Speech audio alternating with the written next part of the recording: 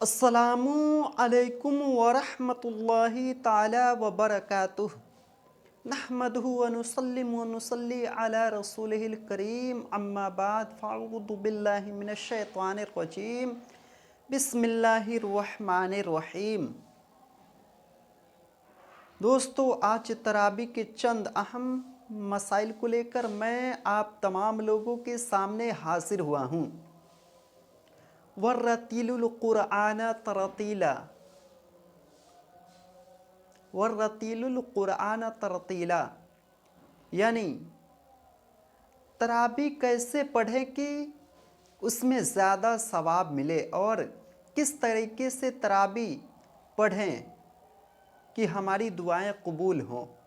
और तरावी पढ़ने का बेहतर और मारूफ तरीका क्या है, और तरावी कैसे हाफिज़ के पीछे पढ़ना बेहतर है।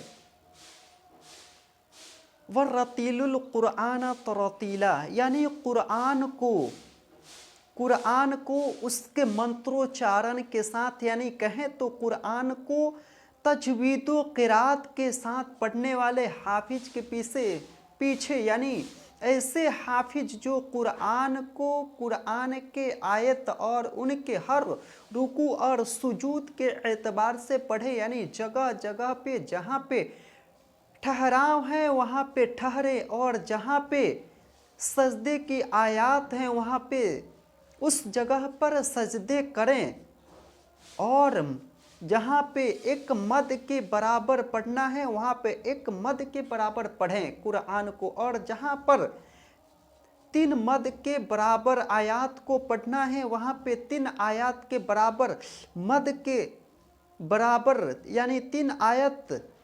के मद के बराबर जहाँ पे पढ़ना हो उसे उस एतबार से पढ़े। और ऐसे हाफिज जो कुरान को कुरान के आयत के एतबार से और हर आयत पर और हर आयत को अच्छे तरीके से पढ़े, और ऐसे हाफिज जो कुरान को कुरानी आयत और दीनी मालूमात के हिसाब से पढ़े और उसे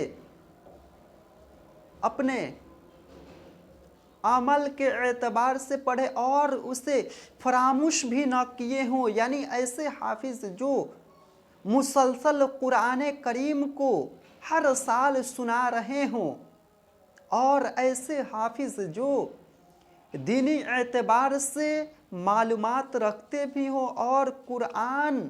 को अच्छे तौर तरीक़े के एतबार से पढ़ते हों, यानी कहें तो उसमें कुरान के रद्द मद का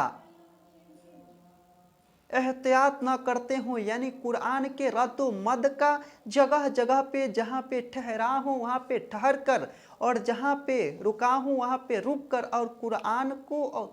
एतबार से पढ़े, और जहाँ पे कुरान में 14 सजदे हैं और जिस जिस जगह सजदे आए उस जगह पे सजदे करें, और वर्रतीलुल क़ुरआन तरतीला, और कुरान को कुरानी एतबार से यानी मंत्रोच्चारण के साथ तजवीद व क़िरात के साथ और अच्छे तौर तरीक़े से बेहतरीन तरीक़े से पढ़ें। ऐसे हाफिज़ के पीछे तरावी पढ़ना बेहतर है। सवाल, क्या नाबालिग इमाम के या नाबालिग हाफिज़ के पीछे तरावी पढ़ सकते हैं? जवाब, नाबालिग इमाम या नाबालिग हाफिज़ के पीछे तरावी नहीं पढ़ सकते हैं। नाबालिग के पीछे नाबालिग ही तरावी पढ़ सकते हैं। बालिग की नमाज हत्ता की नफल नमाज भी नहीं हो सकती, और वो हाफिज़ जो कुरान को कुरान के आयत के एतबार से ना पढ़े, यानी तेज़ी के साथ पढ़े, आहिस्ता आहिस्ता एक एक हरकत सकनात को देखकर ना पढ़े, ऐसे हाफिज़ के पीछे तरावी पढ़ना बेहतर नहीं है। और ऐसे हाफिज को तरावी पढ़ने के लिए रखें जो कुरान के इल्मी मालूमात भी रखते हों और कुरान को अच्छे तौर तरीके से पढ़ते भी हों।